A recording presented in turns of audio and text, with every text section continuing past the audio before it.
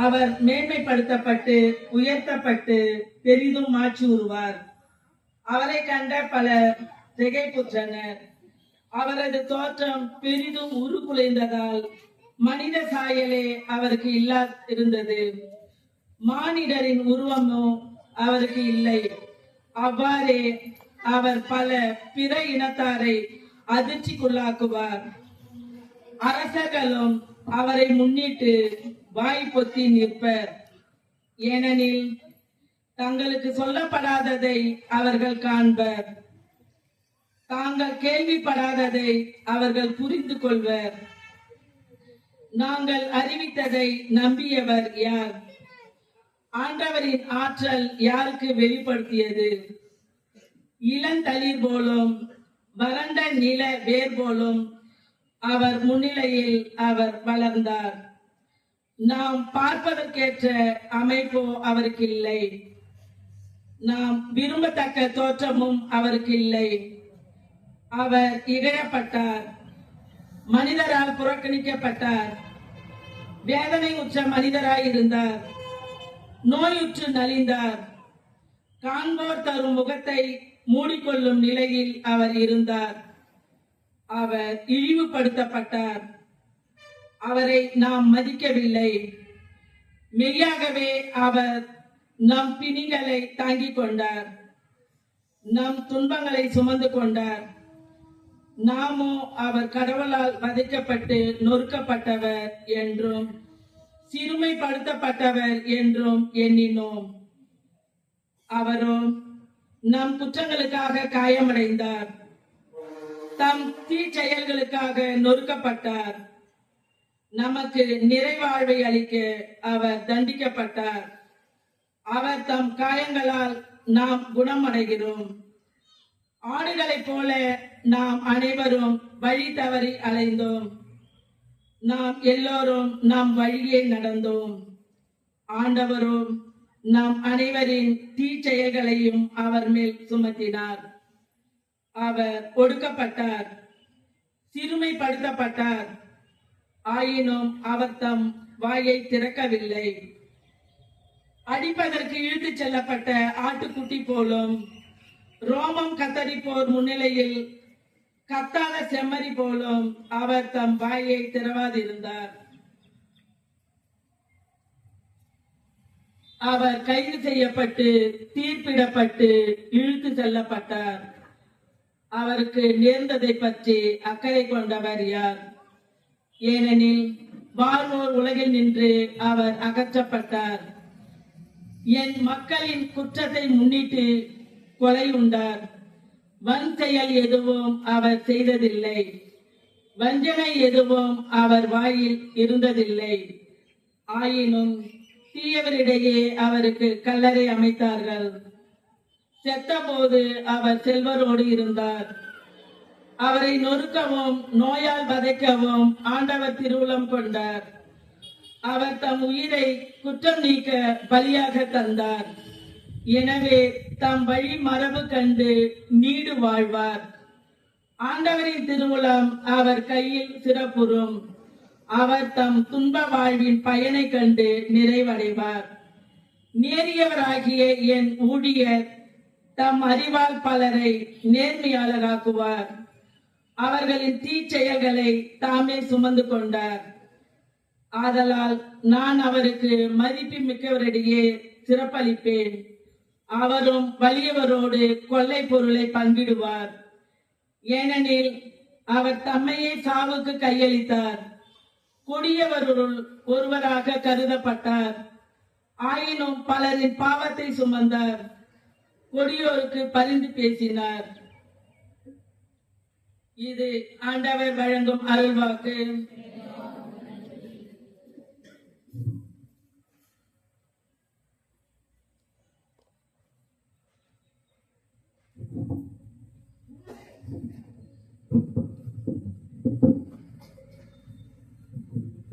பதிலுரை பாடல் பல்லவி. தந்தையே, உன் கையில் என் ஆவியை ஒப்படைக்கிறேன் என்று இருமுறை பாடுவோம். தந்தையே உம் கையில் என் ஆவியை ஒப்படைக்கின்றேன். தந்தையே உம் கையில் என் ஆவியை ஒப்படைக்கின்றேன். ஆண்டவரே, உம்மிடம் அடைக்கலம் புகுகின்றேன். நான் ஒரு நாளும் ஏமாற்றம் அடைய விடாதேயும். உம்முடைய நீதியின்படி என்னை விடுவித்தருளும். உம் கையில் என் ஆவியை ஒப்படைக்கின்றேன். ஆண்டவரே, வார்த்தையில் தவறாத இறைவா, நீர் என்னை மீட்டருள்வீர்.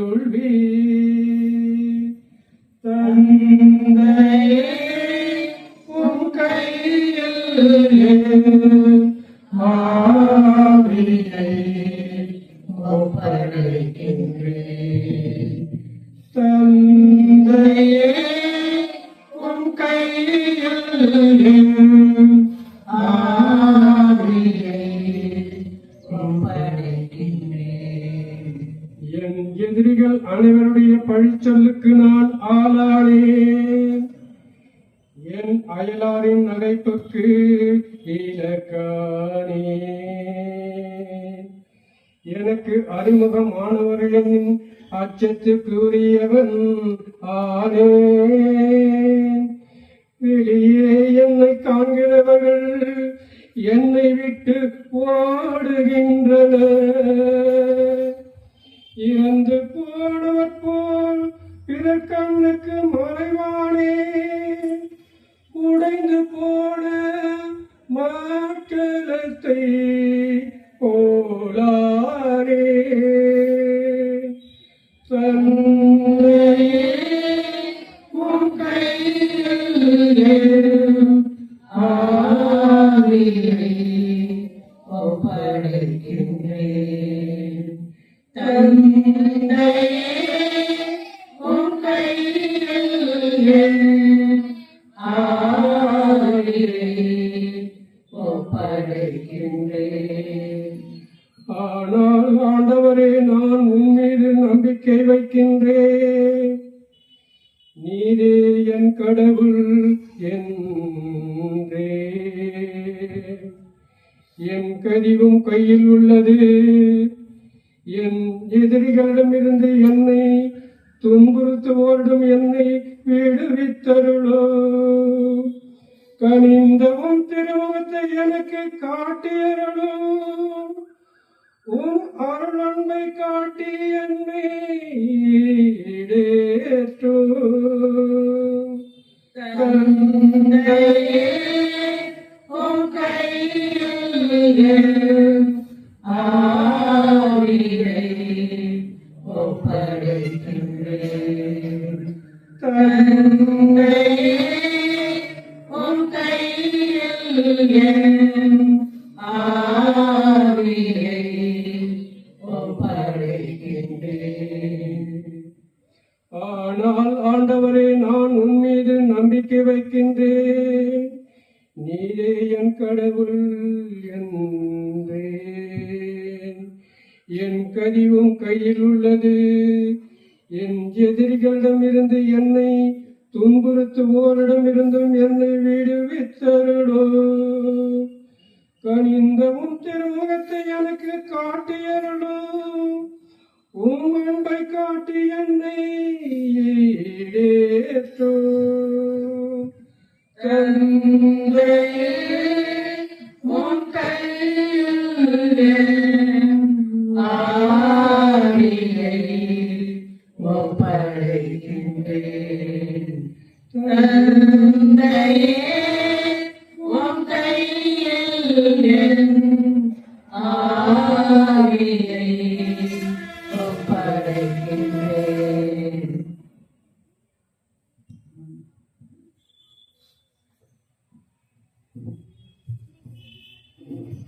இரண்டாம் வாசகம்.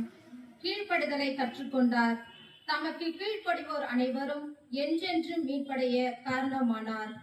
எபிரேயருக்கு எழுதப்பட்ட திருமுகத்திலிருந்து வாசகம். அதிகாரம் 4, இறைவசனங்கள் 14 முதல் 16 வரை மற்றும் 5ஆம் அதிகாரம் 7 முதல் 9 வரை உள்ள இறைவசனங்கள். வானங்களை கடந்து சென்ற இறைவனாகிய இயேசுவை நாம் தனிப்பெரும் தலைமை குருவாக கொண்டுள்ளதால் நாம் அறிக்கையிடுவதை விடாது பற்றிக்கொள்வோமாக.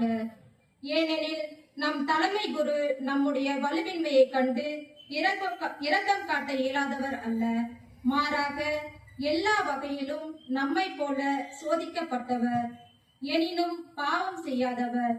எனவே நாம் இரக்கத்தை பெறவும் ஏற்ற வேளையில் உதவக்கூடிய அருளை கண்டடையவும் அருள் நிறைந்த இறை அரியணை துணிவுடன் அணுகிச் செல்வோமாக. அவர் இவ்வுலகில் வாழ்ந்த காலத்தில் தம்மை சாவிலிருந்து காப்பாற்ற வல்லவரை நோக்கி உரத்த குரல் எழுப்பி கண்ணீர் சிந்தி மன்றாடி வேண்டினார். அவர் கொண்டிருந்த இறைப்பற்று கலந்த அச்சத்தை முன்னிட்டு கடவுள் அவருக்கு செவி சாய்த்தார். அவர் இறை மகனாய் இருந்தும் துன்பங்கள் வழியே கீழ்ப்படுதலை கற்றுக்கொண்டார். அவர் நிறைவுள்ளவராகி தமக்கு கீழ்ப்படிவோர் அனைவரும் என்றென்றும் மீட்படைய காரணமானார். இது ஆண்டவர் வழங்கும் அருள்வாக்கு.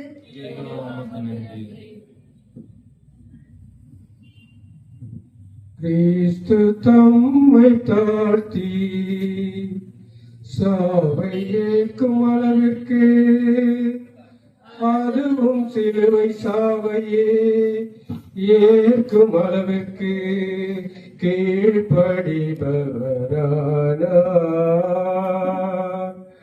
ஆதலால் தான் கடவுள் அவரை எல்லோருக்கும் மேலாய் உயர்த்தி பெரியருக்கும் மேலான பெயரை அவருக்கு அருளினார்.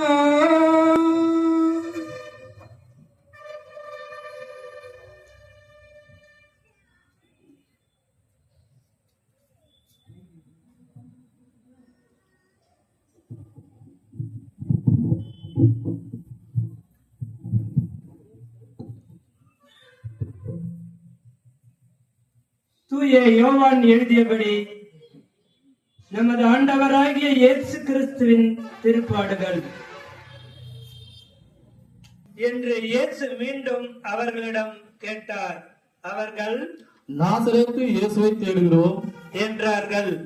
இயேசு அவர்களை பார்த்து, நான் தான் என்று உங்களிடம் சொன்னேனே, நீங்கள் என்னை தேடுகிறீர்கள் என்றால் இவர்களை போக விடுங்கள் என்றார்.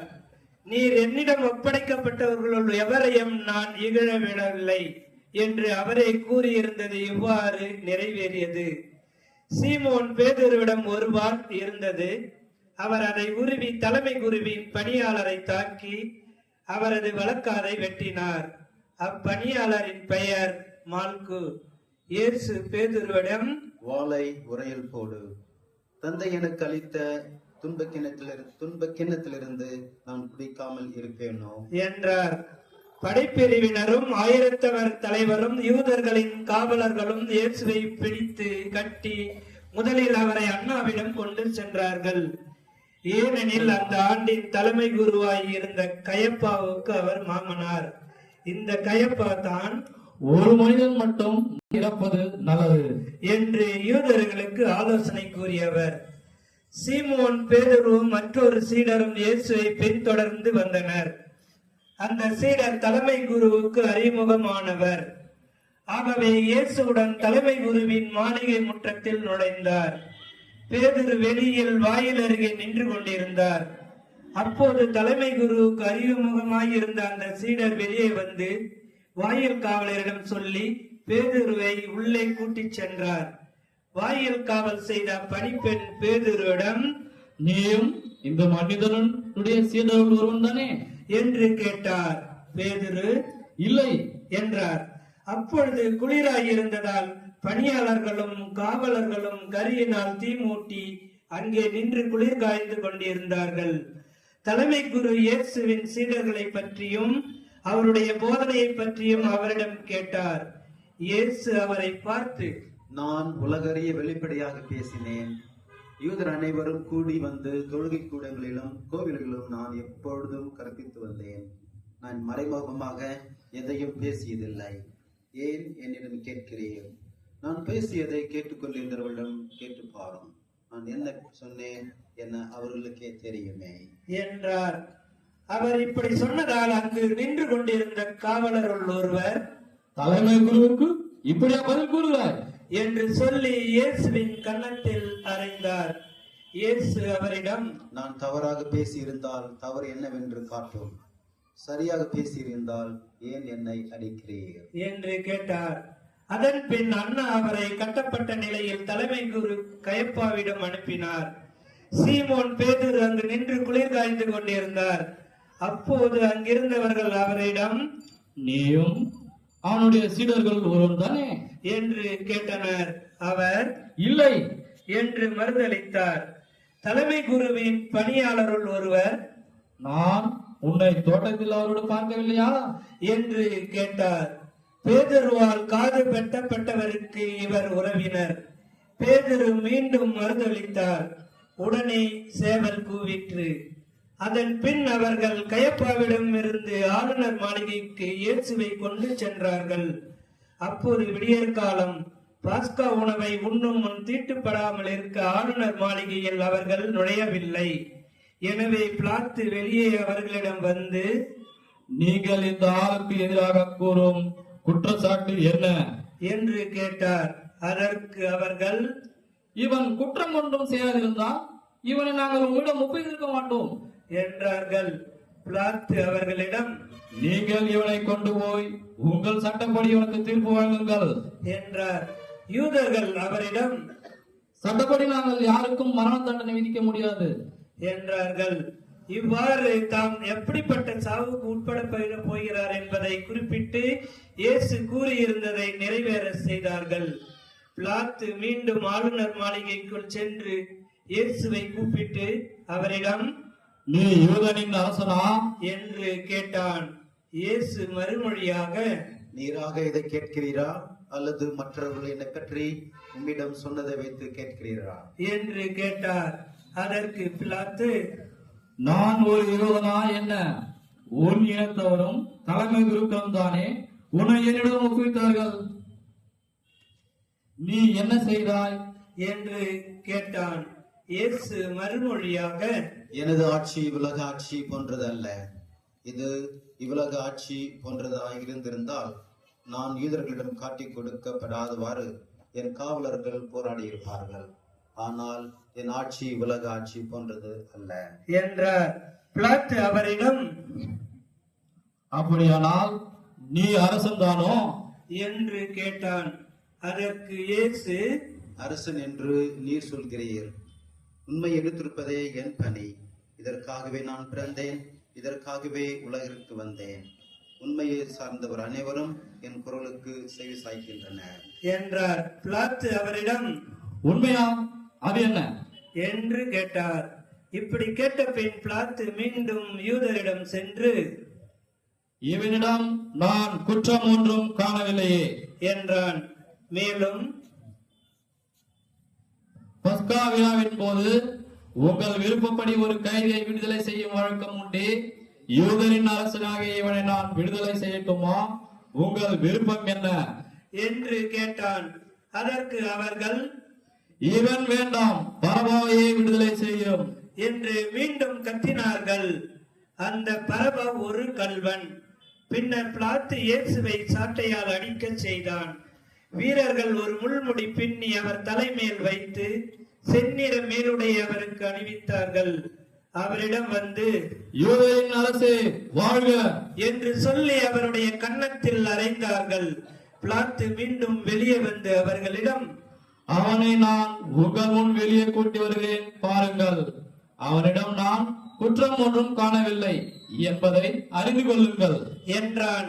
இயேசு முள்முடியும் செந்நிற மேலுடையும் அணிந்தவராய் வெளியே வந்தார். பிலாத்து அவர்களிடம், இதோ மனிதன் என்றான். அவரை கண்டதும் தலைமை குருக்களும் காவலர்களும், சிலுவையில் அறையும், சிலுவையில் அறையும் என்று கத்தினார்கள்.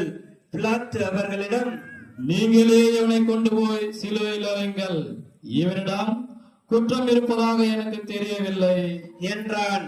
யூதர்கள் அவரை பார்த்து, எங்களுக்கு ஒரு சட்டம் உண்டு, அச்சட்டத்தின்படி இவன் சாக வேண்டும், ஏனெனில் இவன் தன்னை இறைமகன் என கொண்டாடுகிறான் என்றனர். பிலாத்து இதை கேட்டதும் இன்னும் மிகுதியாக அஞ்சினான். அவன் மீண்டும் ஆளுநர் மாளிகைக்கு சென்று இயேசுவிடம், நீ எங்கிருந்து வந்தவன் என்று கேட்டான். ஆனால் இயேசு அவனுக்கு பதில் கூறவில்லை. அப்போது பிலாத்து, என்னோடு பேச மாட்டாயா?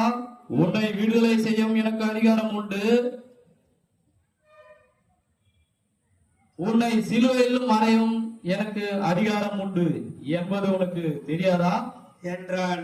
இயேசு மறுமொழியாக, மேலிருந்து அருளாவிடில் உனக்கு என் மீது எந்த அதிகாரமும் வீராது. ஆகவே என்னை உம்மிடம் ஒப்பித்தவன் தான் பெரும்பாவம் செய்தவன் என்றார். அது முதல் பிலாத்து அவரை விடுவிக்க வழி தேடினான்.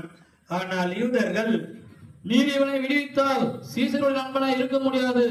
தம்மையே அரசாக்கி கொள்ளும் எவரும் சீசருக்கு எதிரி என்றார்கள்.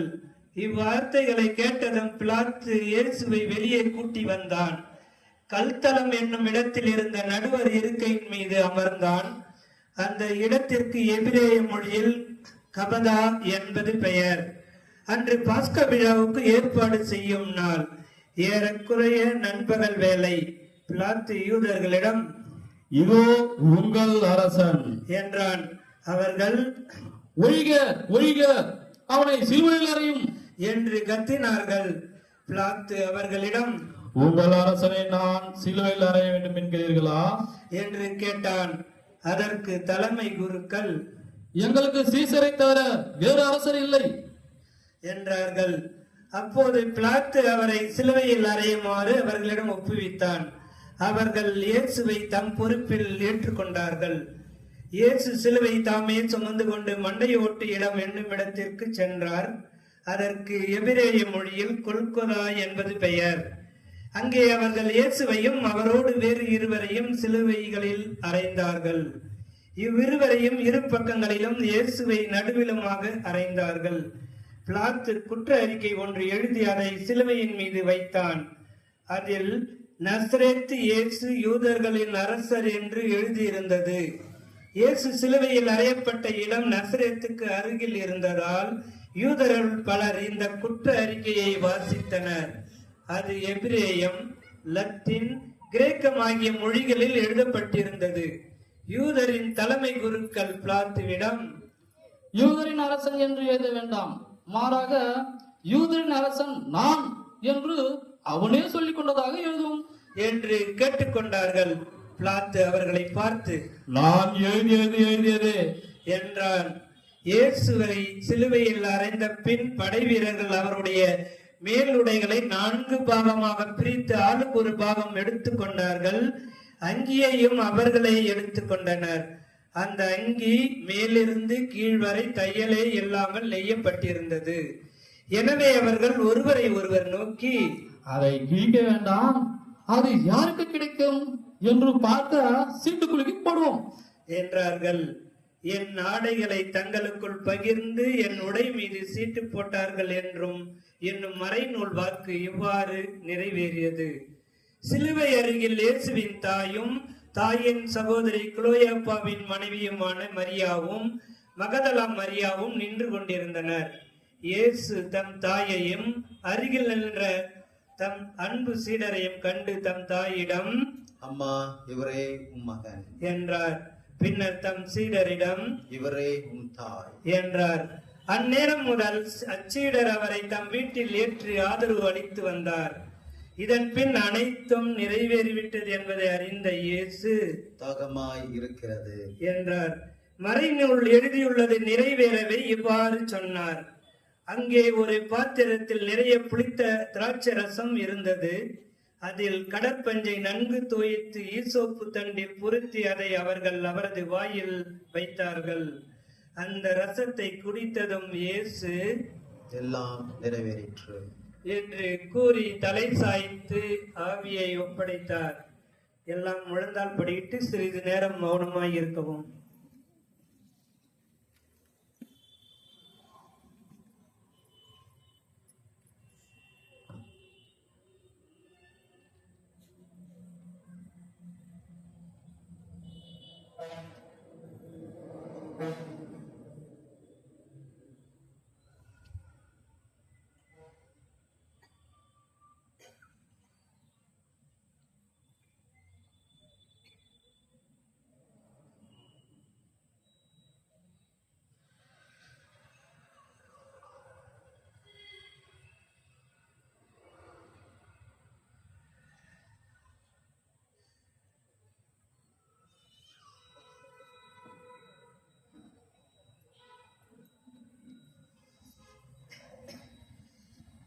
அன்று பாஸ்கா விழாவுக்கு ஏற்பாடு செய்யும் நாள் அடுத்த நாள் ஓய்வு நாளாகவும் பெருநாளாகவும் இருந்தது.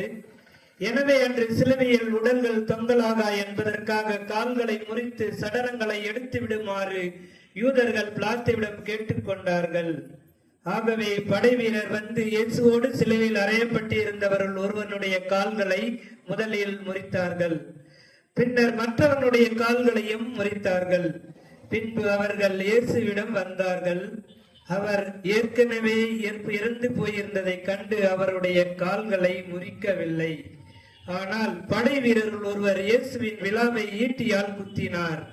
உடனே இரத்தமும் தண்ணீரும் வடிந்தன. இதை நேரில் கண்டவரே இதற்கு சாட்சி. அவரது சான்று உண்மையானதே. அவர் உண்மையையே கூறுகிறார் என்பது அவருக்கு தெரியும். நீங்களும் நம்ப வேண்டும் என்பதற்காகவே அவர் இதை கூறுகிறார். எந்த எலும்பும் முறியப்படாது என்னும் மறைநூல் வாக்கு எவ்வாறு நிறைவேறியது?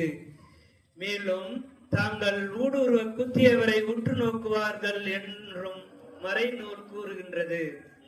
அரிமத்தேயா ஊரைச் சேர்ந்த யோசேப்பு என்பவர் இயேசுவின் சீடர்களுள் ஒருவர். யூதருக்கு அஞ்சியதால் தம்மை சீடர் என்று வெளிப்படையாக காட்டிக்கொள்ளாதவர். அவர் இயேசுவின் உடலை எடுத்துக்கொண்டு போக பிலாத்துவிடம் அனுமதி கேட்டார். பிலாத்தும் அனுமதி கொடுத்தான். யோசேப்பு வந்து இயேசுவின் சடலத்தை எடுத்துக்கொண்டு போனார். முன்பு ஒரு முறை இரவில் இயேசுவிடம் வந்த நிக்கோதேம் என்பவரும் அங்கு வந்து சேர்ந்தார். அவர் வெள்ளை போலமும் சந்தனத்தூளும் கலந்து ஏறக்குறைய 30 கிலோகிராம் கொண்டு வந்தார். அவர்கள் இயேசுவின் உடலை எடுத்து யூத அடக்க முறைப்படி நறுமண பொருள்களுடன் துணிகளால் சுற்றி கட்டினார்கள். அவர் சிலுவையில் அறையப்பட்டிருந்த இடத்தில் ஒரு தோட்டம் இருந்தது. அங்கே புதிய கல்லறை ஒன்று இருந்தது. அதில் அதுவரை யாரும் அடக்கம் செய்யப்படவில்லை. அன்று பாஸ்கா விழாவுக்கு ஆயத்த நாளாக இருந்ததாலும் அக்கல்லறை அருகில் இருந்ததாலும் அவர்கள் இயேசுவை அதில் அடக்கம் செய்தார்கள்.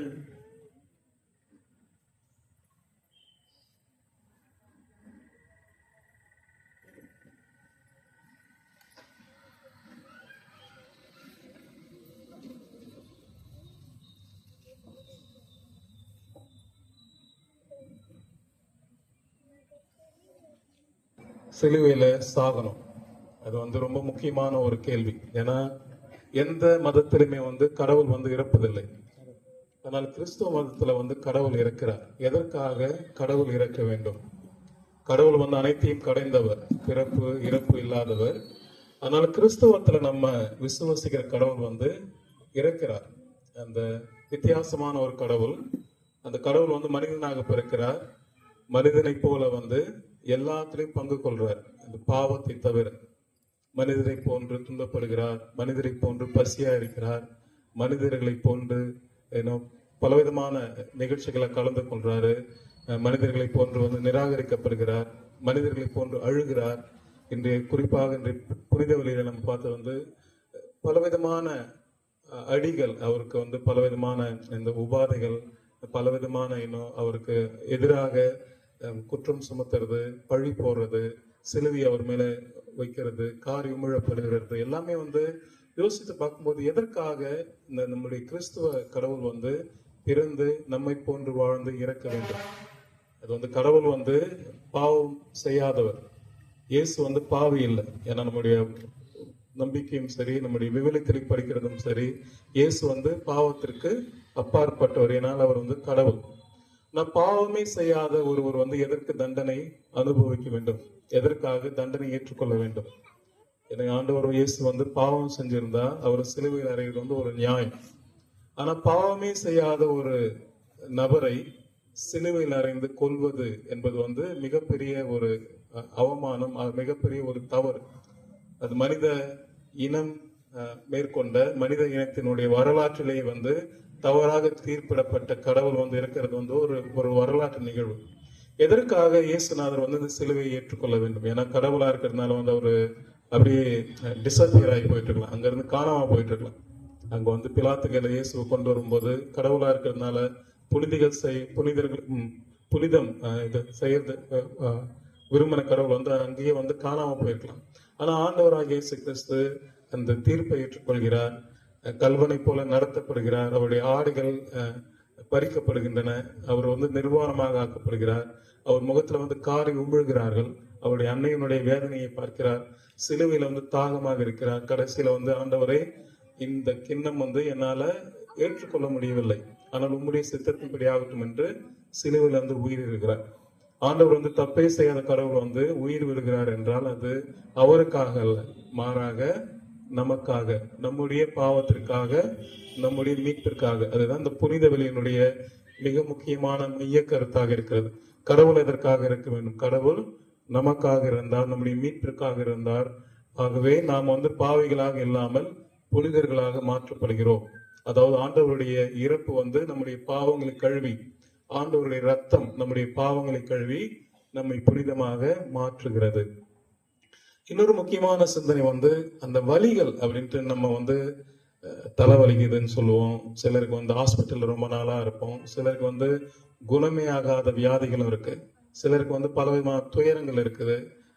குழந்தைங்க பெற்றோரோட பேசுறது இல்ல பெற்றோர்கள் வந்து குழந்தைங்களோட பேசுறது இல்ல, குழந்தைகள் இல்லாதவங்க, வேலை இல்லாதவங்க, திருமணம் முயற்சித்தும் திருமணம் நடக்காது இருக்கு. அந்த மாதிரி இந்த பலவிதமான உபாதைகள், பலவிதமான துன்பங்களை வந்து நம்ம வந்து வாழ்க்கையில வந்து நம்ம வந்து தினம் தினம் அனுபவிக்கிறோம். ஆனால் இந்த துன்பங்கள் எல்லாம் இயேசுவினுடைய பாடுகளுக்கு முன்பு ஒன்றும் இல்லை. எதற்காக இந்த துன்பங்கள் வந்து இந்த சாதாரண துன்பம் இல்லை, இது மரண துன்பம். அதாவது துன்பங்கள் இருக்குது, ஆனா இறக்குற தருவாயில இருக்கிற அந்த துன்பம் இருக்குல்ல, அது வந்து ரொம்ப ரொம்ப கொடிய துன்பம்.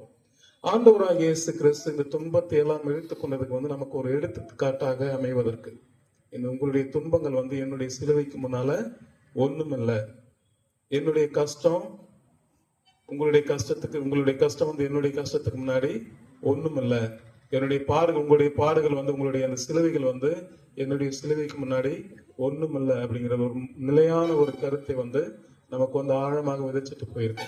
அது வந்து ரொம்ப முக்கியம். நம்ம வாழ்க்கையில வந்து நம்ம தோந்து போயிடும், பலவிதமான தருணத்துல வந்து நமக்கு நினைக்கிறது கிடைக்கலன்னா தோந்து போயிடும், ஓடி போயிடும். ஆனால் ஆண்டவராகிய இயேசு கிறிஸ்து அந்த கடைசி வரைக்கும் அந்த சிலுவையை சுமந்து அந்த கடவுளுடைய அந்த திட்டத்தை நிறைவேற்றுவதில் வந்து ரொம்ப குறியா இருந்தார். முக்கியமான ஒரு நிகழ்வு அது. அதே போல எனக்கு இந்த சிலுவை பாதையிலே ரொம்ப பிடிச்சது வந்து ஆண்டவர் வந்து 3 தடவை உழறு, ஒரு தடவை உழல. எதற்காக 3 முறை ஆண்டவர் விழ வேண்டும்? ஆனா ஒவ்வொரு முறையும் விழும்போது ஆண்டவர் வந்து அப்படி இருந்துடல. முதல் தடவை விழுகிறார், மீண்டும் எழுகிறார், 2வது முறை விழுகிறார், மீண்டும் எழுகிறார், 3வது முறை விழுகிறார், மீண்டும் எழுகிறார். அது வந்து நமக்கு வந்து மிகப்பெரிய பாடம். நம்ம சொல்றது போல வந்து நம்முடைய பாடுகள் வந்து கடவுள் பாடுகளுக்கு முன்ன ஒண்ணும் இல்லை. நம்ம வந்து தோண்டு விழுகின்ற போதுல கடவுளுடைய அந்த 3 முறை ஆண்டவர் விழுந்ததை பத்தி நம்ம நினைக்க வேண்டும். ஒவ்வொரு முறையும் விழும்போது நம்ம வந்து தோண்டு போயிடும், மனம் வந்து வெதும்பி போயிடும், நம்ம வந்து ரொம்ப டிசப்பாயிண்ட் ஆயிட்டு அப்படியே நம்ம எடுத்த ஒரு பிளானை வந்து அப்படியே விட்டுட்டு போயிடும். ஆனால் பாருங்க, ஆண்டவராகிய இயேசு கிறிஸ்து தோண்டு போய் தாகமா இருக்கிற ஆண்டவர் வந்து அவமானப்படுத்தப்பட்ட ஆண்டவர் விழுந்து மீண்டும் எழுகிறார், விழுந்து மீண்டும் எழுகிறார், விழுந்து மீண்டும் எழுந்து சிலுவையில் சென்று நமக்காக உயிர் விடுகிறார். அது வந்து ரொம்ப முக்கியமான ஒரு காரியம். இன்னொரு முக்கியமான காரியமா நான் இந்த சிலுவை பாதையில பார்க்கறது வந்து ஆண்டவர் வந்து தவறாக தீர்ப்பிடப்படுகிறார். கடவுள் பாவமே செய்யலன்ட்டு எல்லாருக்குமே தெரியும், இந்த பிலாத்துவுக்கும் தெரியுது இவர் வந்து பாவம் செய்யாதவர். அதனால்தான் பிலாத்து வந்து அவர் எப்படியாவது தப்பிக்க வைக்க வேண்டும் என்று வந்து முயற்சிக்கிறார். ஏன்னா பிலாத்துக்கும் தெரியும், மக்களுக்கும் தெரியும், அங்கிருந்து கூறியிருந்த அனைவருக்குமே தெரியும் இது வந்து இவர் வந்து ஒரு அப்பாவி, ஒரு இன்னசென்ட், ஒண்ணுமே செய்யாத ஒரு தேவனுடைய குமாரன். அதை வந்து தெரிந்துமே வந்து அவர் வந்து இத்தனை இன்னல்களுக்கு ஆளாக்குறது வந்து மிகப்பெரிய ஒரு தவறு. யூதாஸ் இஸ்காரியோத்தும் சரி, ராயபுரம் சரி, மற்ற சீடர்கள் வந்து ஓடி போயிடுறாங்க. எல்லாருமே வந்து அனைவருமே சேர்ந்து ஒரு இக்கட்டான சூழ்நிலையில் வரும்போது மனிதர்களை விட்டு மட்டும் ஓடி விடுறது, கடவுளை விட்டே ஓடி விடுகிறார்கள். அது வந்து ரொம்ப முக்கியமான ஒரு சிந்தனையாக நான் பார்க்கிறேன். இது நம்முடைய வாழ்வில் நடக்குது. ஏதாவது ஒரு கஷ்டம்னாக்கா உடனே கடவுளை விட்டு நம்ம ஓடி போயிடும். ஆனா இன்றைய நற்செய்தியில பார்க்கிறது பொழுது ஒரே ஒரு ஆன்மா கடவுளுடைய காலடியில வந்து தவமாக கிடைக்கிறது. அது வந்து அன்னை மரியாளுடைய அந்த ஆன்மா. எல்லாரும் விட்டு ஓடிட்டாங்க. உங்களுக்காக நான் உயிரியே விடுவேன் என்று ராயப்பர் சொல்றாரு. அவரு ஓடி போயிட்டார். மற்ற வந்து 11 சீடர்களும் அவரோட எல்லாமே ஓடி போயிடறாங்க. ஆனால் அன்னை மரியாள் வந்து ஆண்டவருடைய காலடியிலே வந்து சிலுவையில் தொங்குற அந்த வியாகுல மாதா வந்து சிலுவையில் தொங்குகின்ற அந்த குழந்தையினுடைய அந்த மடியில வந்து அந்த காலடியில வந்து தவமாக கிடைக்கிறார்கள். அதுதான் நமக்கு முக்கியமான ஒரு உண்மை. எல்லாம் ஓடிடலாம், ஆனா கடவுளை விட்டு நம்ம ஓடக்கூடாது. ஏன்னா கடவுளை விட்டு நாம் வெகு தொலைவில் செல்ல செல்ல நமக்கு வந்து இந்த பாதுகாப்பு வந்து கம்மியாயிடும். கடவுளோடு மட்டும்தான் நமக்கு உண்மையான ஒரு பாதுகாப்பு, கடவுளோடு மட்டும்தான் நமக்கு வந்து உண்மையான வாழ்வு, கடவுளோடு மட்டும்தான் நமக்கு வந்து எல்லா விதமான சகாயங்களும் கிடைக்கும். என்று நீங்கள் கடவுளை விட்டு விலகி செல்கிறீர்களோ அன்றே வந்து சாத்தானுடைய அந்த சோதனைகளும் சரி, தீயவர்களுடைய இந்த வேதனைகளும் அனைத்தும் வந்து நம்மை வந்து ஆட்கொண்டு ஆண்டவரோடு நம்மை வந்து இல்லாத மாதிரி பண்ணுவோம். இன்னொரு முக்கியமான ஒன்று, எவ்வளவுக்கு நம்ம வந்து நல்லவங்களா இருக்க விரும்புறோமோ அவ்வளவுக்கு அவ்வளவு நமக்கு சோதனைகள் வரும். நீங்களே கூட யோசித்து பார்த்திருப்பீங்க. பாவம் செய்ய வருவோம், பாவம் செஞ்சு நல்லபடியா இருக்கணும் அப்படின்ட்டு ஆசைப்படுவோம். எவ்வளவுக்கு எவ்வளவு நம்ம முயற்சிக்கிறோமோ அவ்வளவுக்கு அவ்வளவு நம்ம வாழ்வில் வந்து சோதனைகள் வரும். அது வந்து ரொம்ப முக்கியமா பார்ப்பீங்க. குறிப்பாக இந்த புனிதர்களுடைய வாழ்க்கையை பார்க்கிற போது புனிதர்கள் வந்து ஒவ்வொருவரும் கடவுளுக்காக புனித தன்மையோடு வாழணும் அப்படின்ட்டு விரும்புறாங்க. எவ்வளவுக்கு எவ்வளவு அவங்க வந்து கடவுளுடைய நெருக்கமாக வந்து ஜெபம் செய்து தம்முடைய தவம் வாழ்க்கையில் வந்து முயற்சிக்கிறார்களோ அவ்வளவுக்கு அவ்வளவு வந்து அவர்கள் வந்து சோதனைக்கு ஆட்கொள்ளப்படுவார்கள். அது வந்து ரொம்ப முக்கியமான ஒரு இது. ஆக கடவுளோடு மட்டும்தான் நமக்கு வாழ்வு, கடவுளோடு மட்டும்தான் நமக்கு பாதுகாப்பு. கடவுள் இல்லாத வாழ்வு வந்து ஒரு வெற்று வாழ்வு, ஒன்றுமில்லாத ஒரு வாழ்வு. அது வந்து இன்றைய இந்த திருப்பாடல் வெளியில வந்து நாம் வந்து அழகாக பார்க்கிறோம். ஆக இந்த சிலுவை பாதையில் கலந்து கொண்ட நமக்கு அனைவருக்குமே வந்து கடவுளுடைய அந்த ஆசீர்வாதம் வந்து நிரம்ப இருக்கிறது. இன்றோடு இந்த விழா முடிவதில்லை, மாறாக நாம் திரும்பி வந்து ஆண்டவருக்கு புகழ்கீதம் பாடுவதற்காக இன்னும் ஒரு நாளில வந்து திரும்ப வந்துடும். ஆக நம்ம வந்து 3 மணி நேரம் கடவுளோடு பயணித்து சிலுவைகளை சுமந்து அந்த கடவுளுடைய அந்த பாடுகளை நினைத்து ஜபங்களோடு வந்த உங்கள் அனைவருக்குமே வந்து இந்த சிலுவை பாதையினுடைய அந்த அர்ச்சிப்பும் அதன் மூலமாக கிடைக்கின்ற கிருபைகளும் வந்து உங்களுக்கு முழுமையாக கிடைக்கும். ஆக கடவுளோடு ஒன்றித்திருங்கள். இந்த புனித வழி நாளைக்கு வந்து ஒரு செலிப்ரேஷன் இருக்காது. இப்போ வந்து இது வந்து பூசையும் அல்ல, இப்போ நம்ம நடத்துறது வந்து பூசை இல்லை, நமக்கு திருப்பலியும் அல்ல. ஏன்னா ஆண்டவராக இயேசு கிறிஸ்து நேற்று ராவணு முடிந்ததிலிருந்து அந்த பாஸ்கா அந்த திருவிழா வரைக்கும் வந்து அந்த திருப்பலிகள் வந்து நடைபெறாது. மாறாக இது வந்து ஆண்டவருடைய திருப்பாடல்களுடைய நினைவை தான் நாம் கொண்டாடி கொண்டிருக்கிறோம். ஆக ஆண்டவரோடு நாம் விழித்திருக்க வேண்டும். இன்றைய நாள், குறிப்பாக நாளை இந்த புனித சனி என்று ஆண்டவரோடு விழித்திருக்க வேண்டும். எந்த சோதனைகளிலும் நம்ம வந்து ஈடுபடக்கூடாது. வீட்டுக்கு போயிட்டு பழையபடி வந்து ஒண்ணுமே நடக்காத மாதிரி இவ்வளோ கஷ்டப்பட்டு நம்ம சிலுவை பாதெல்லாம் செஞ்சு கடவுளுடைய அந்த அருள் எல்லாம் அடைஞ்சதுக்கு அப்புறம் வீட்டுக்கு போயிட்டு பழையபடி கெட்ட வார்த்தைங்களை பேசுறது, புறம் பேசுறது, எள்ளி நகையாடுறது, மற்றவங்களை ஏமாத்துறது, இந்த ஒன்றாக கூடி புறம் பேசுவது, அந்த மாதிரி எல்லாம் பண்ணீங்கன்னாக்கா இந்த புனித சனி வந்து புனித சனியாக இருக்காது, மாறாக ஒரு சாதாரண சனியாக இருக்கு. பாகி இப்போதுல இருந்து உங்களுடைய குடும்பத்துல போனீங்கன்னா போய் ஒன்னா ஜெபம் செய்யுங்க. மறுபடியும் சிலுவை பாதம் செய்யலாம், இல்ல விவிலியத்தை எடுத்து பார்க்கலாம். அந்த கடவுளுடைய இந்த கடைசி காலங்களை வந்து நம்ம நினைத்து பார்த்து படிச்சு பார்த்து நம்ம வந்து ஆண்டவரோடு இந்த பாடல்களோடு வந்து நம்ம ஒன்றித்திருக்கலாம். ஆகவே வீடு செல்கின்ற நீங்கள் வந்து இந்த டிஸ்ட்ராக்ஷன் எல்லாம் இல்லாம சோதனைகளுக்கு உட்படாம வந்து இந்த புனித சனியை வந்து புனிதமாக நீங்க வந்து பாதுகாக்கணும். அதுதான் இந்த அனைத்து இந்த 40 நாள் தவக்காலத்தினுடைய இந்த பயன்கள் வந்து உங்களுக்கு முழுமையாக கிடைக்கும். ஆகவே அன்புக்குரிய சகோதர சகோதரிகளை, ஆண்டவருடைய பாடுகளோடு ஒன்றித்திருக்கிற நாம், ஆண்டவருடைய சிலுவைகளை நாம் சுமந்த நாம், ஆண்டவருடைய அந்த கஷ்டங்களை உணர்ந்த நாம் மற்றவர்களுக்கு கஷ்டம் கொடுக்காம இருக்கணும். மற்றவர்களுக்கு வந்து சிலுவை தராமல் இருக்கணும். பலவிதமான சிலுவைகளை வந்து தினம் தினம் நம்ம வந்து நமக்கும் சரி நம்மோடு வாழ்கின்றவர்களுக்கும் தினம் தினம் சிலுவைகளை தந்து கொண்டிருக்கிறோம். அதை எல்லாமே வந்து நம்ம நிறுத்தணும். இந்த புனிதமான இந்த 3 நாட்கள் வந்து நம்முடைய வாழ்வை மாற்றட்டும். ஆண்டவருடைய ரத்தம் நம்முடைய பாவங்களை கழுவட்டும். ஆண்டவர் விழி தருகின்ற போது நாமும் அவரோடு சேர்ந்து நம்முடைய எண்ணங்களை விழித்தெழ செய்து புனித மக்களாக வாழ நாம் தொடர்ந்து ஜெபிப்போம்.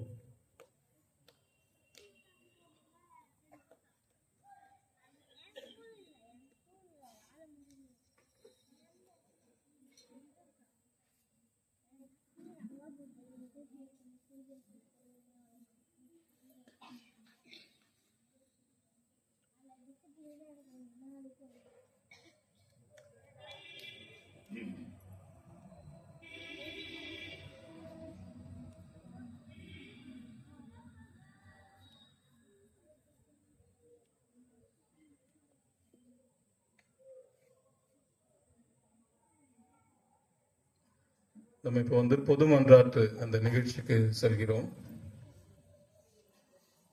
அனைவரும் எழுந்து நிற்போம்.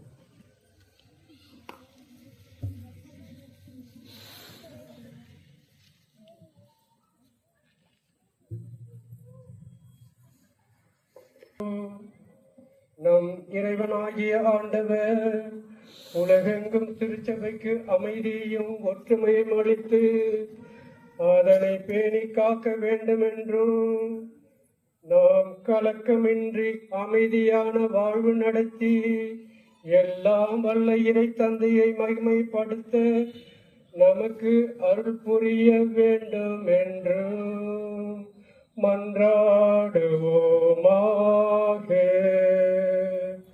ஆண்டவரே, எங்கள் மன்றாட்டை கேட்டருளும்.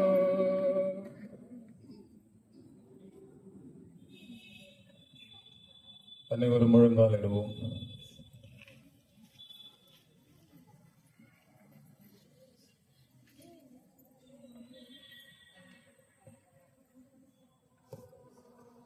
எழுந்திருங்கள். என்றென்றுமல்ல எல்லாமல்ல இறைவா, கிறிஸ்துவில் உமது மாட்சியை மக்கள் இனங்களுக்கெல்லாம் வெளிப்படுத்தினீர். உம்முடைய இரத்தத்தின் செயல்களை நீர் பாதுகாப்பதால் உலகெங்கும் பரவி இருக்கும் திரு அவை உறுதியான நம்பிக்கையுடன் உமது பெயரை அறிக்கையிடுவதில் நிலைத்திருக்க செய்வீராக.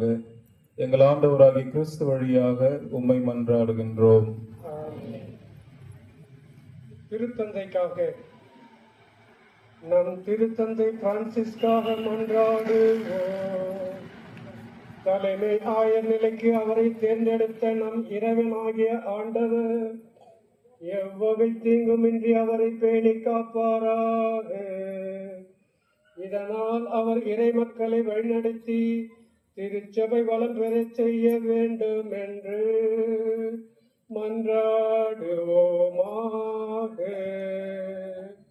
ஆண்டவரே, எங்கள் மன்றாட்டை கேட்டருளும். முழந்தாளிடுவோம்.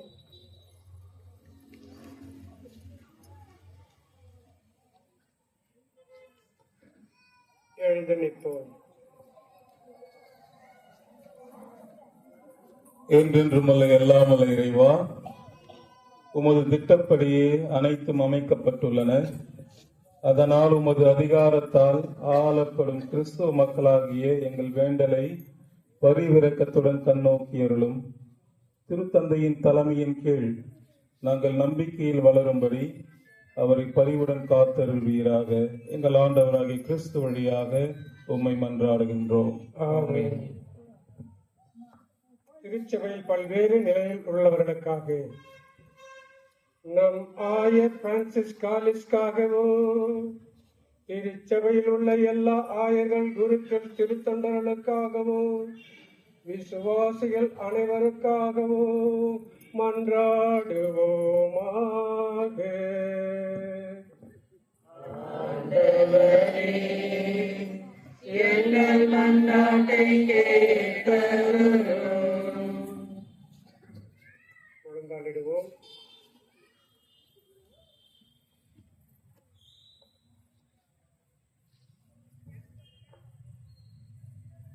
எழுந்து நிற்போம்.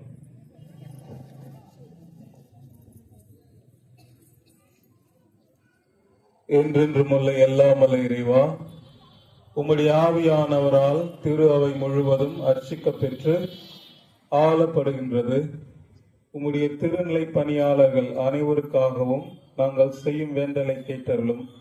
அதனால் எல்லா நிலையினரும் உமது அருள் கொடையால் உமக்கு உண்மையுடன் ஊழியம் புரிவார்களாக.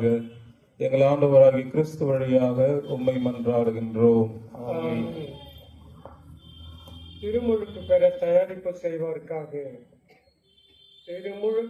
தயாரிப்பு செய்வோருக்காக மன்றாடுவோம்.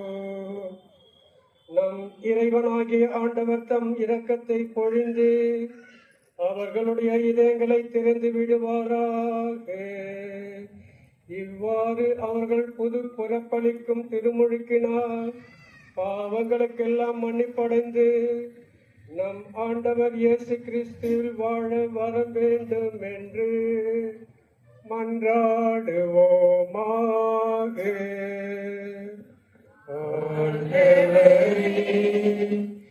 எங்கள் மன்றாட்டை கேட்டருளும். கொண்டாடிடுவோம்.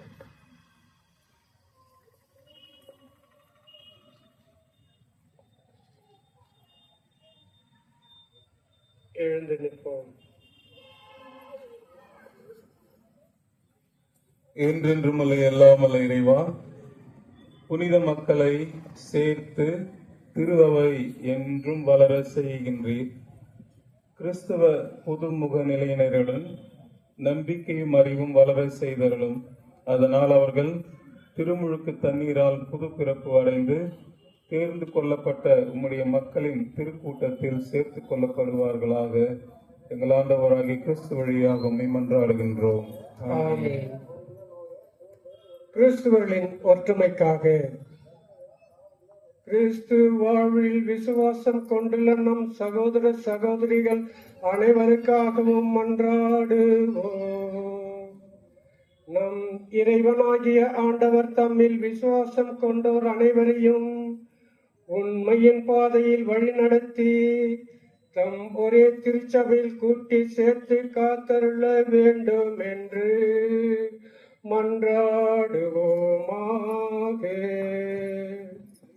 ஆண்டவரே, எங்கள் மன்றாட்டை கேட்டருளும். முழந்தாளிடுவோம்.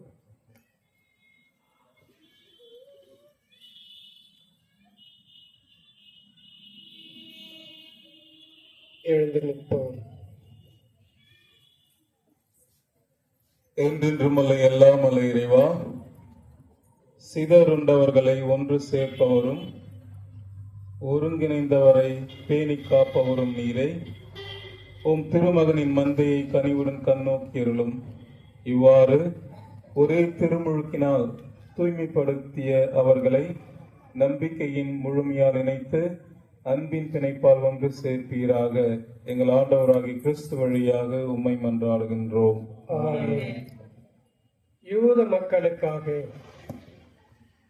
யூத மக்களுக்காக மன்றாடுவோம். முற்காலத்தில் அவர்களோடு பேசிய நம் இறைவனாகிய ஆண்டவர் தமது திருப்பெயரின் மீதுள்ள அன்பினாலும் தமது உடன்படிக்கையின் மீதுள்ள பற்றுதனாலும் இவர்கள் வளர்ச்சியடை செய்தருள வேண்டும் என்று மன்றாடுவோமாக.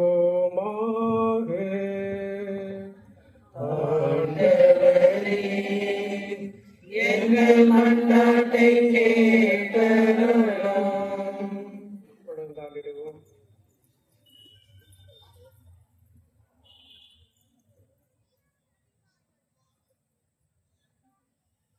எழுந்து நிற்போம். என்றென்றுமல்ல எல்லாமல்ல இறைவா, அபிரகாமுக்கும் அவர் தம் வழி மரபினருக்கும் நீரும் வாக்குறுதிகளை வழங்கியுள்ளீர். அதனால் முதலாக நீர் தேர்ந்து கொண்ட இம்மக்கள் உமது மீட்பின் நிறைவை பெற்றுக்கொள்ள உமது திரு அவையின் வேண்டுதல்களுக்கு கனிவாய் செவி சாய்த்திருப்பீராக. எங்கள் ஆண்டவராகிய கிறிஸ்து வழியாக உம்மை மன்றாடுகின்றோம். ஆமென்.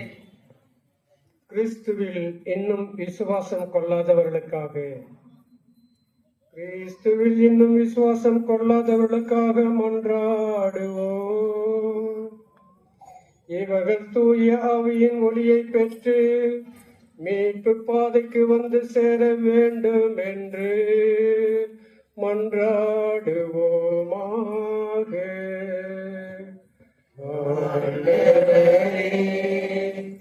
எங்கள் மன்றாட்டை கேட்டருளும். உடன்பாடிடுவோம்.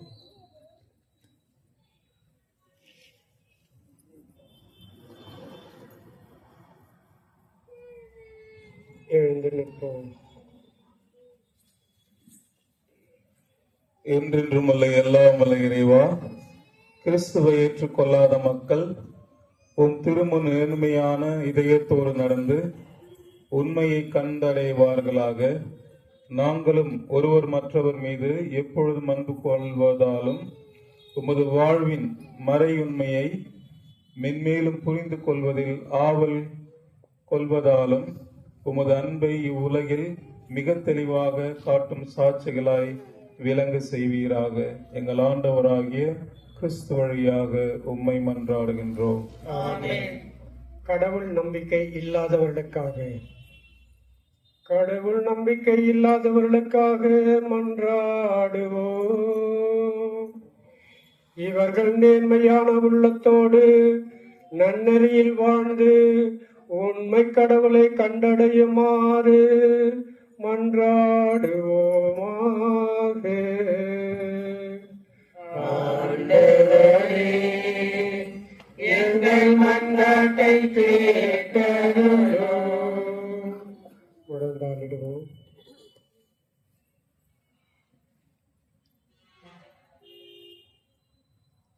எழுந்து நிற்போம்.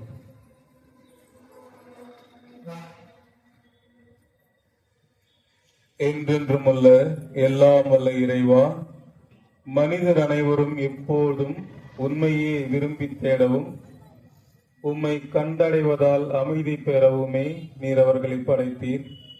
அதனால் இவ்வுலகில் ஏற்படும் எல்லாவித தீங்கு விளைவிக்கும் இடையூறுகளுக்கு நடுவிலும் அவர்கள் அனைவரும் ஒரு பரிவிரக்கத்தின் அறிகுறிகளையும் உம்மை நம்புவோம் ஆற்றலும் நற்செயல்களின் சான்றுகளையும் கண்டுணர்வார்களாக. இவ்வாறு உம்மையே தங்களின் ஒரே மெய்யான கடவுள் எனவும் மக்களின் தந்தை எனவும் மகிழ்வுடன் ஏற்றுக்கொள்ள செய்வீராக. எங்கள் ஆண்டவராகிய கிறிஸ்து வழியாக உம்மை மன்றாடுகின்றோம். நாடுகளை ஆள்வோருக்காக நாடுகளை ஆளும் அனைவருக்காகவும் மன்றாடுவோம்.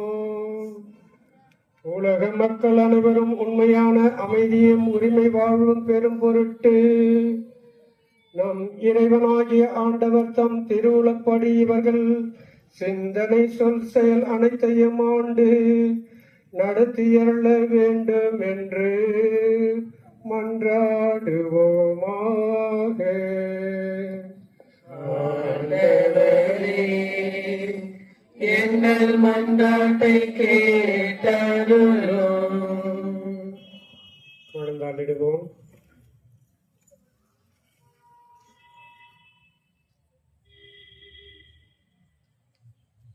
எழுந்து நிற்போம். என்றென்றும் உள்ள எல்லாம் வல்ல இறைவா, மனிதரின் இதயங்களும் அவர்களின் உரிமைகளும் உம் கையில் உள்ளன.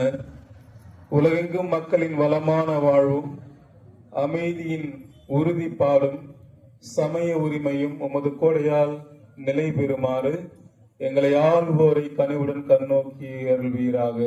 எங்கள் ஆண்டவராகிய கிறிஸ்து வழியாக உம்மை மன்றாடுகின்றோம். துன்புறுவோருக்காக அன்பு சகோதர சகோதரிகளே, துன்புறும் அனைவருக்காகவும் மன்றாடுவோம். எல்லாம் வல்ல தந்தையாகிய இறைவனின் அருளால் உலகிலிருந்து தவறுகள் அகலவும் பிணிகள் நீங்கி பஞ்சம் ஒழியவும் சிறைகள் திறக்கப்பட்டு தலைகள் தகர்க்கப்படவும் வழிபோக்கர் பாதுகாப்பு பெறவும் பயணம் செய்வோர் நலமாக வீடு திரும்பவும் நோயுற்றோர் நலம் பெறவும் இறைவாக்கினர் நட்பின் மீட்பின் நிறைவு பெறவும் மன்றாடுவோமாக. ஆண்டவரே, எங்கள் மன்றாட்டை கேட்டருளும். ஆண்டவரே, எங்கள் மன்றாட்டை கேட்டருளும்.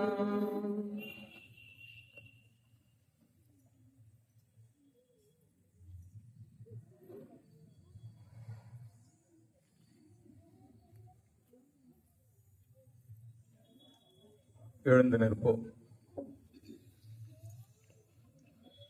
என்றென்றும் அல்ல எல்லாம் அல்ல இறைவா, துயருவோருக்கு ஆறுதலும் வருந்துவோருக்கு திறனும் நீரே. எத்தகைய துன்ப வேளையிலும் உம்மை நோக்கி கூவி அழைப்போரின் வேண்டல்கள் உம் திருமுன் வருவனவாக.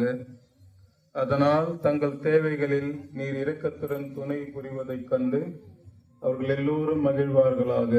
எங்கள் ஆண்டவராகிய கிறிஸ்து வழியாக உம்மை மன்றாடுகின்றோம். ஆமென்.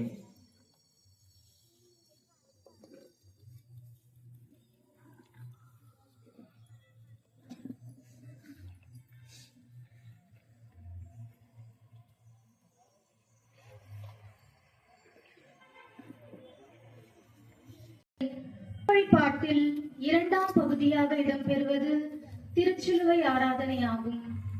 இயேசுவின் தொடர்பால் வார்த்தையும் வாழ்க்கையும் பொருட்களும் செயல்களும் இயேசுவின் கரங்களால் திருமுழுக்கு பெற்றிருக்கிறது என்றே கூற வேண்டும்.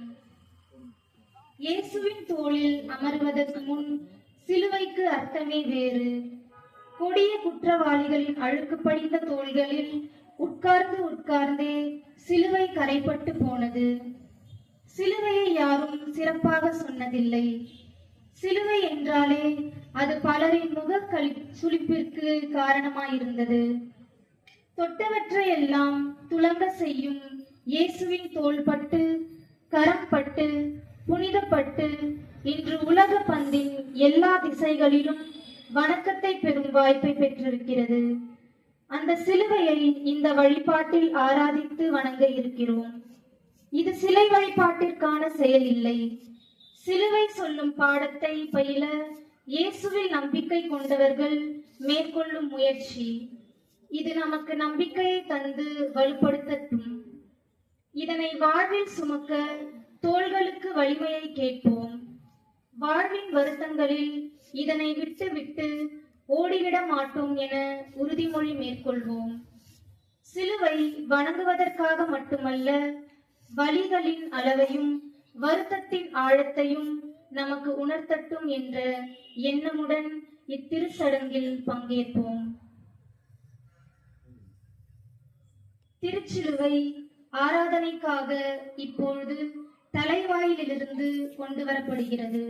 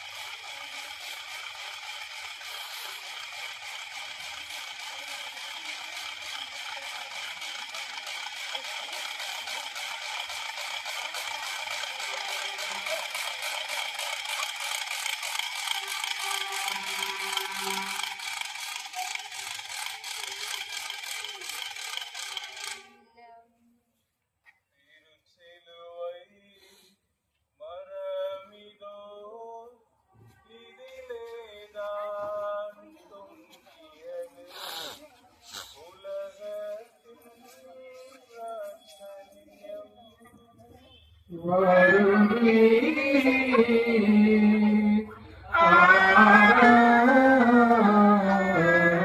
ஆராதிப்போம்.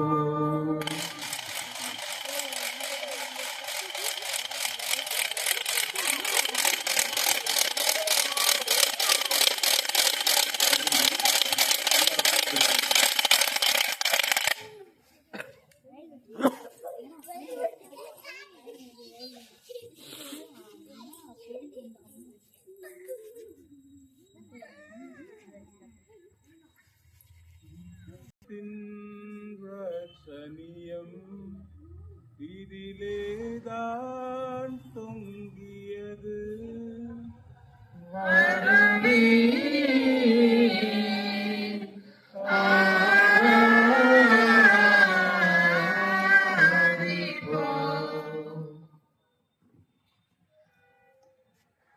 அன்பார்ந்தவர்களே, திருச்சிலுவை ஆராதனையின் நீட்சியாக தொடர்ச்சியாக திருச்சிலுவையை முதலில் குருவானவர்கள் நான் உனக்கு என்ன தீங்கு செய்தேன் சொல், எதிலே உனக்கு துயர் தந்தே, எனக்கு பதில் கோரிடுவார். எகிப்து நாட்டில் நின்றுன்னை மீட்டு மரத்தை நீ தந்தார். எனது ஜனமே, நான் உனக்கு ஏனோ தீங்கு செய்தேன் சொல், எதிலே உனக்கு துயர் தந்தே, எனக்கு பதில் கூறிடுவார். 40 ஆண்டுகள் நான் உன்னை பாலைவனத்தில் நடத்தி உனக்கு மன்னா ஊட்டி வளமிகு நாட்டினுள் வரச் செய்தே. ஆனால் உன் மீட்பதற்கு சிலுவை மரத்தை நீ தந்தார். உனக்கு துயர் தந்தே, எனக்கு பதில் கூறிடுவார். நான் உனக்காக எகிப்தியரை அவர் தம் தலைச்சன் பிள்ளைகளை வளைத்து ஒழித்தே, என்னை கசையடியா வதைத்து கையளித்தார். எனது ஜனமே, நான் உனக்கு என்ன தீங்கு செய்தேன் சொல், எதிலே உனக்கு துயர் தந்தேன், எனக்கு பதில் நீ கூறிடுவார்.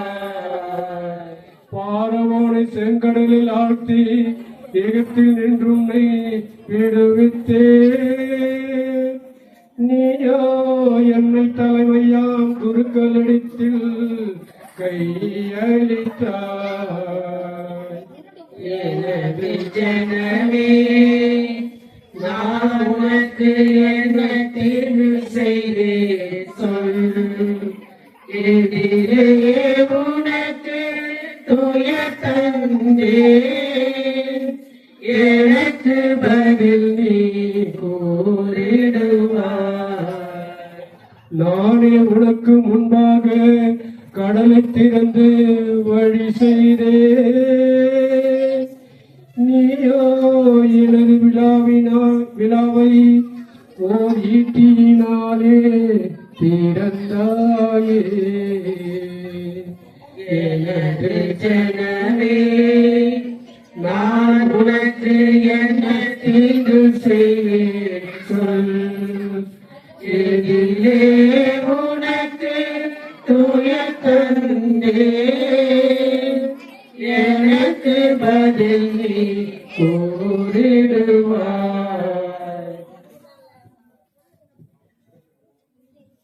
மேகத்தூணின் வழிகாட்டி நீயோ உனக்கு முன்னே யான் சென்றே, நீ ஐயோ பிலாத்துவின் நீதிமன்றம் என்னை எடுத்து சென்றாயே. எனது ஜனமே, நான் உனக்கு என்ன தீங்கு செய்தேன் சொல்.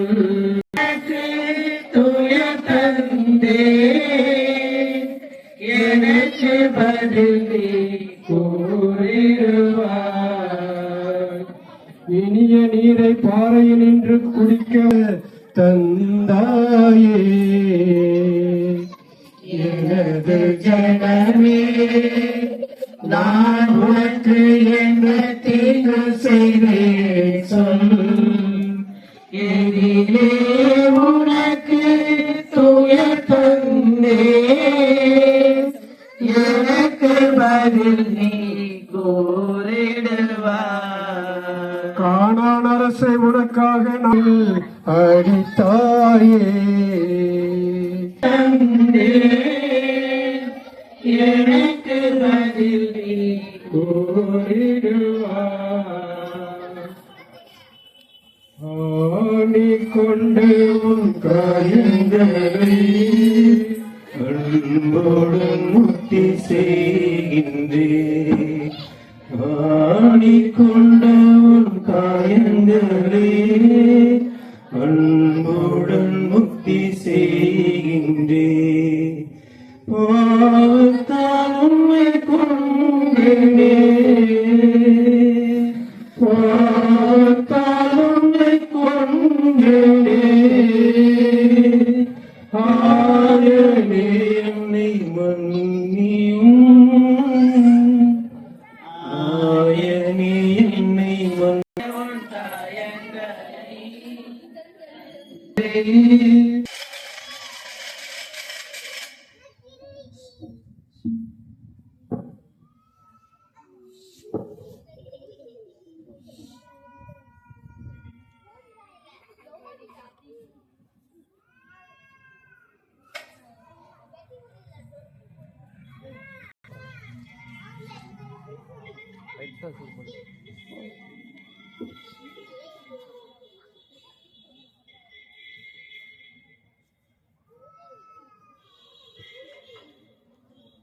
அனைவரும் எழுந்து நிற்போம்.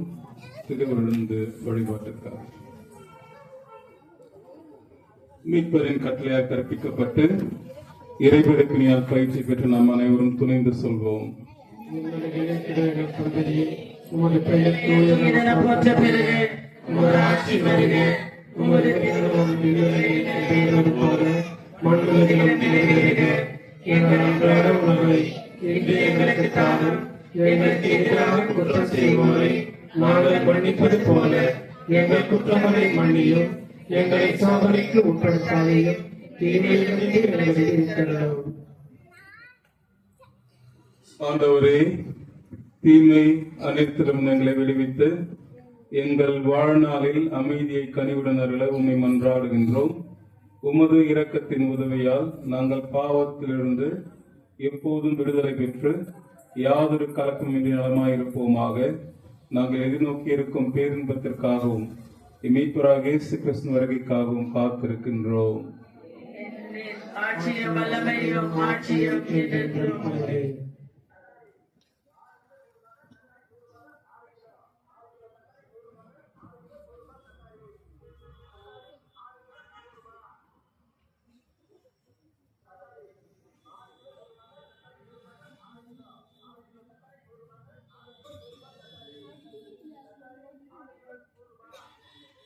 இதோ இறைவனின் செம்மறி, இதோ உலகின் பாவங்களை போக்குபவர். செம்மறியின் விருந்திற்கு அழைக்க பெற்றோர் பேறு பெற்றோர்.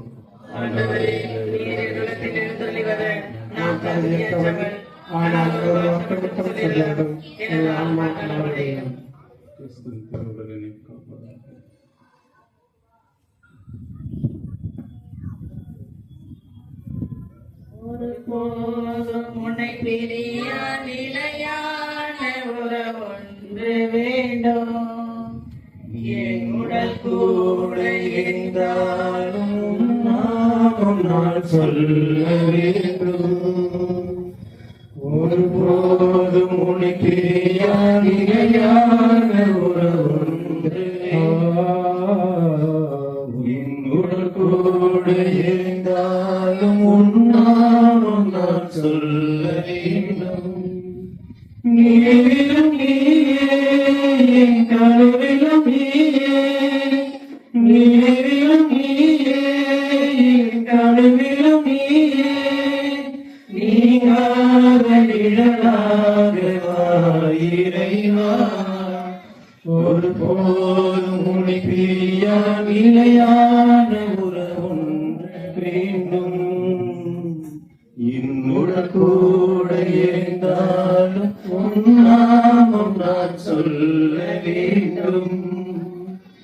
உன் கையில் என்னை நீ பொறித்தாய், பெயர் சொல்லி அன்பாய் என்னை அழைத்தாய். உன் கையில் என்னை நீ பொறித்தாய், பெயர் சொல்லி அன்பாய் என்னை அழைத்தாய். ஏன் என்னை நீ தெரிந்தாய்,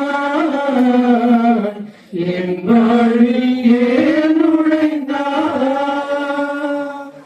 ஏன் என்னை நீ தெரிந்தாய், என் வாழ்வில் ஏன் நுழைந்தாய். உன்னாத அன்பில் மகிழ்வொன்று கண்டே தாய் உறவொன்று தேடும் பிள்ளை போல் நின்றேன் உன்னோடு நான் வாழ்வேன். ஒருபோதும் உன்னை பிரியா நிலையான உறவன் வேண்டும். என் உடல் கூட இருந்தால் உன்னாவும் நான் சொல்ல வேண்டும்.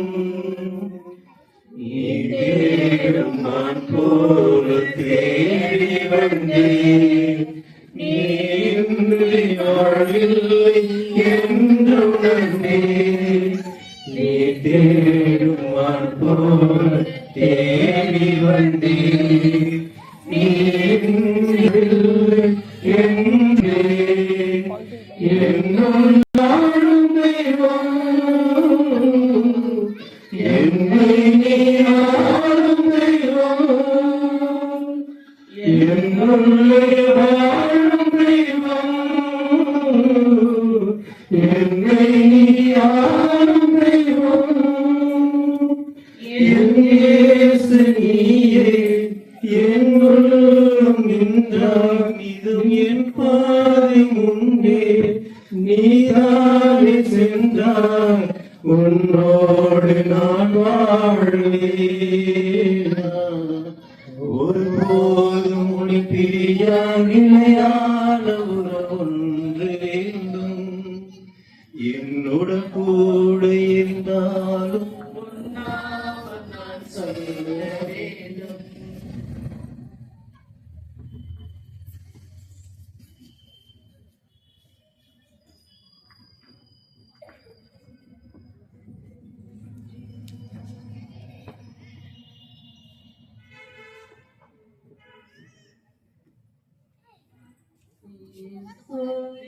ஆன்மாவே என்னை புனிதமாக்கும். இயேசுவின் திருவுடலே என்னை மீட்டருளும். இயேசுவின் திருரத்தமே எனக்கு எழுச்சி ஊட்டும். இயேசுவின் விழாவின் தண்ணீரே என்னை கழுவிடுமே. கிறிஸ்துவின் பாடுகளே என்னை கேட்டிடுமே. ஓ நல்ல இயேசுவே எனக்கு செவிசாயும். ஓ திரு காயங்களும் என்னை மறைத்தருளும். உம்மிடமிருந்து என்னை பிரிய விடாதேயும். தீய பகைவர்களிடமிருந்து என்னை காத்தருளும். எனது என்னை அழைத்தருளும். உம்மிடம் எனக்கு கட்டளையிட்டருளும். புனிதர்களோடு எக்காலமும் உம்மை புகழச் செய்யும். ஆமென்.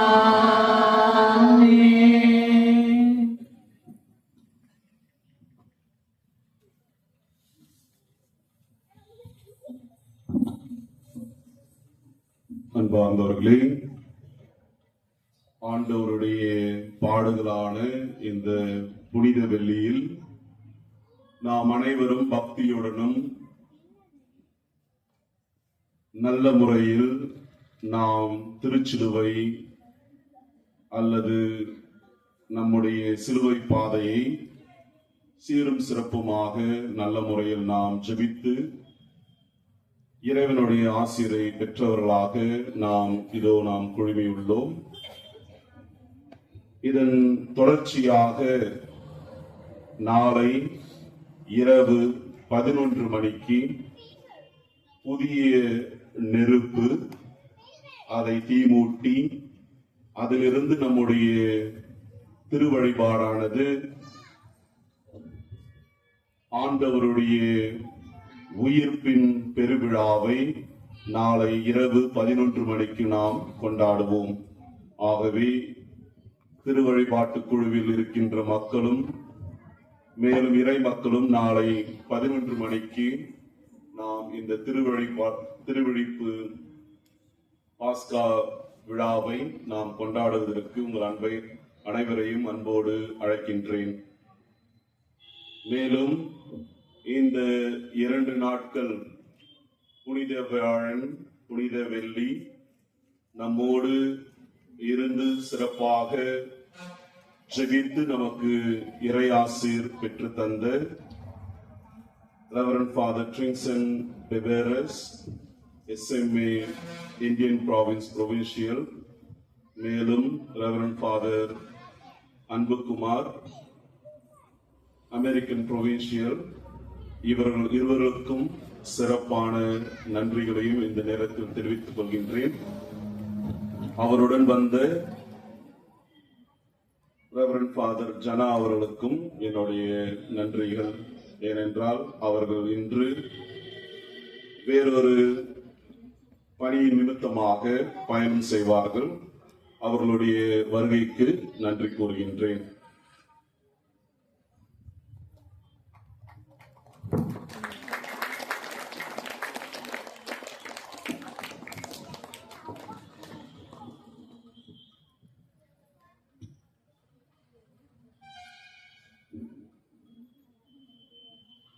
மன்றாடுவோமாக.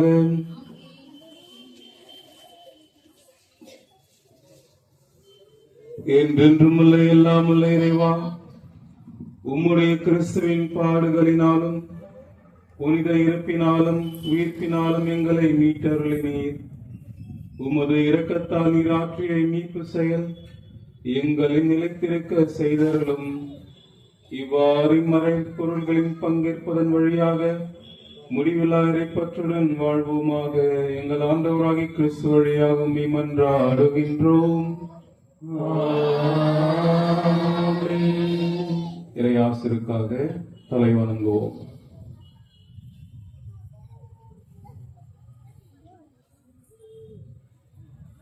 ஆண்டவரே, தங்களது உயிர்ப்பின் நம்பிக்கையில் உம் திருமகனின் சாவை நினைவு கூர்ந்துள்ள உம் மக்கள் மீது உமது ஆசி நிறைவாக இறங்கிட உம்மை வேண்டுகின்றோம். அவர்களுக்கு மன்னிப்பு கிடைப்பதாக, அவர்கள் ஆறுதல் அடைவார்களாக, புனித நம்பிக்கை வளர்வதாக, நிலையான மீட்பு உறுதி பெறுவதாக எங்கள் ஆண்டவராகிய கிறிஸ்து வழியாக உம்மை மன்றாடுகின்றோம்.